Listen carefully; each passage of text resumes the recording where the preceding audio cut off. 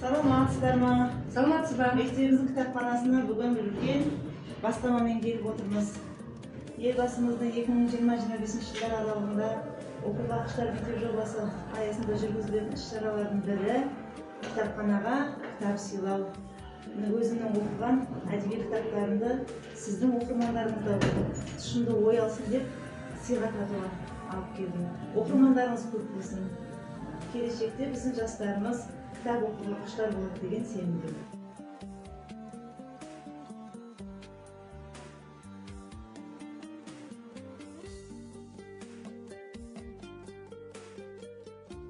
Бүгін мектепте өтіп жатқан оқуға құштар мектеп жобасы акциясына менің өзімнің алып келген кітаптарымды ұсынгым келіп отырмын.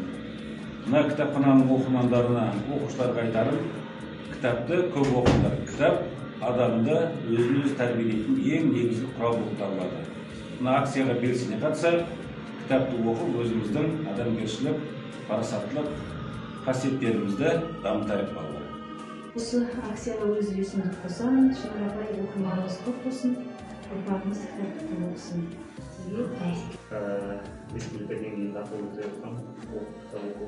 Мысалы, менде өзімнің отбасыммен атынан, отбасыммен атынан, сізге кітапханаға кітаптарын қалса келдім. Шәкірттеріңіз көп болсын, оқырмандарыңыз көп болсын. Өсіп жатқан ұрпақтарымыз жақсы жағынан өсе берсін. Сізге. Рахмет, әріптестер.